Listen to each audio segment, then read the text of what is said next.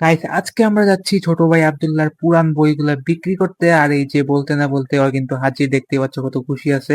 আমি জানি ওর মনে কি চলতেছে এখন। पैसा ही पैसा होगा।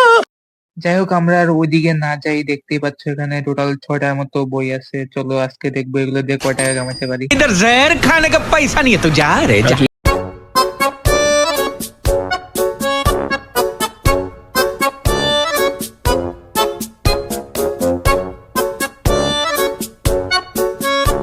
তো অনেকক্ষণ হাঁটাহাঁটির পর ফাইনালি পাওয়া গেল একটা পুরান বইয়ের দোকান, যেখানে বইগুলো দিতে দোকানদার ডাইরেক্ট না করে দিল, কারণ বই নাকি চেঞ্জ হয়েছে এবার। তো এখানে আর বইগুলো বিক্রি হলো না।